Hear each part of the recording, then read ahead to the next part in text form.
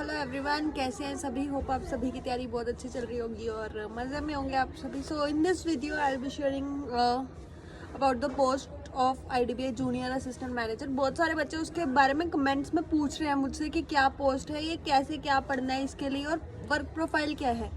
So in brief will discuss about that और ये post introduce कैसे हुई है वो भी मैं आपको बताऊंगी, ठीक है। सबसे पहली बात है, उन्होंने मुझसे काफ़ी सारे बच्चे तो ये पूछ रहे थे that you worked for 2 years and आपको प्रमोट किया गया या नहीं। तो मैं ये बताती हूँ, देखो जब हमारे टाइम में था ना, मतलब जब मैंने वहाँ पे किया था तो मेरे पास ऑप्शन था ये चूज़ करने का कि मैं जैम में चूज़ कर सकती थी या AM में, ठीक है। मैंने जैम चूज़ नहीं किया था जूनियर असिस्टेंट मैनेजर, क्योंकि उसमें कैसा था कि आप या तो 2 साल में जूनियर असिस्टेंट मैनेजर बनेंगे या फिर 3 साल में AM बनेंगे, ठीक है। तो तब जब हमारी रिक्रूटमेंट हुई थी तो ये था नहीं ऐसा कुछ, ठीक है। जैसे पहले ही बताओ ना, अगर तुमको ये सब करना है, बीच में तुम इंट्रोड्यूस करोगे तो कैसे पता चलेगा। पहले AM बनेंगे, हम तो यही सोच के लगते ना कि चलो 3 साल में AM प्रमोट होंगे। तो बीच में इन्होंने क्या किया, एक और पोस्ट इंट्रोड्यूस कर दी जूनियर असिस्टेंट मैनेजर की, कि पहले 2 साल तुम एग्जीक्यूटिव की तरह काम करो, उसके बाद फिर तुम्हें जूनियर असिस्टेंट मैनेजर प्रमोट किया जाएगा और फिर उसके 3 साल बाद तुम्हें असिस्टेंट मैनेजर पोस्ट मतलब उसकी पोस्ट दी जाएगी। तो ये जो प्रोसेस है इसको ऐसे ही फालतू में लंबा कर दिया, ठीक है। मतलब जो काम पहले 3 साल में हो रहा था वो ही 5 साल में हो जाएगा, ठीक है। सो अब इसमें क्या था, हमको तो ऑप्शन दिया गया था, बट जब मैंने चूज़ किया था ना, मतलब जैम और AM में, तो जैसे ही मतलब मेरे 2 साल कंप्लीट होने वाले थे उससे जस्ट 1 month पहले मैंने छोड़ दिया, ठीक है। सो मेरे पास तो वो ऑप्शन आया नहीं कि मैं जैम या AM में से कुछ चूज़ करूं, ठीक है। तो अब इन्होंने क्या किया, इन्होंने AM वाली पोस्ट ही हटा दी। अब ये जो रिक्रूटमेंट निकलती है वो जूनियर असिस्टेंट मैनेजर के नाम से निकलती है, जो 2 साल पहले डायरेक्ट AM से ही निकलती थी, ठीक है। पहले जूनियर असिस्टेंट मैनेजर ऐसा कुछ था नहीं, ठीक है। अब अपने कॉस्ट कटिंग के लिए और बीच में थोड़ा सा सैलरी भी कम होगी, उसमें कुछ डिसएडवांटेजेस भी हैं, ठीक है। पर 2 साल में आपको प्रमोट किया जाएगा एग्जीक्यूटिव से, तो 1 साल आपका बच जाएगा एग्जीक्यूटिव वाला, ठीक है।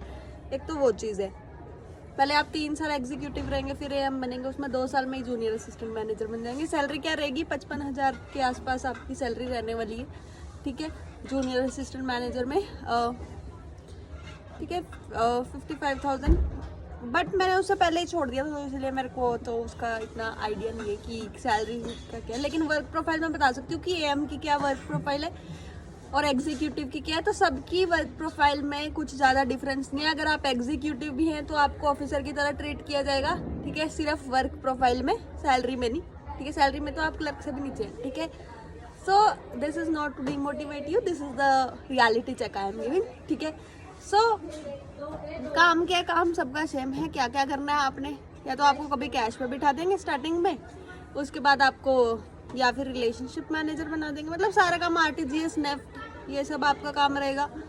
फील्ड में भी जाना पड़ सकता है अगर आपको रिलेशनशिप मैनेजर बना रहे हैं, ठीक है। वो डिपेंड करता है कि आपका बिजनेस कैसा है। बिजनेस के लिए आपको ऑब्वियसली बोलेंगे ही, ठीक है। बिजनेस के लिए ऐसा नहीं है कि तुम जूनियर असिस्टेंट मैनेजर हो तो तुम्हें बख्श देंगे, या ऐसा तुम एग्जीक्यूटिव हो तुम्हें बख्शा जाएगा, ऐसा कुछ नहीं है, ठीक है। सबके ऊपर ही प्रेशर है, सबको ही बोलते हैं फॉर सेल्स पर्पस, ठीक है। ऐसा कुछ नहीं है कि जैम को नहीं देंगे, क्योंकि सैलरी तुम्हें ऑफिसर वाली दे रहे हैं, 55 से 60,000 तुम्हें सैलरी दे रहे हैं, तो फिर एक्सपेक्ट करेंगे ना तुमसे कि तुम वैसा काम करोगे।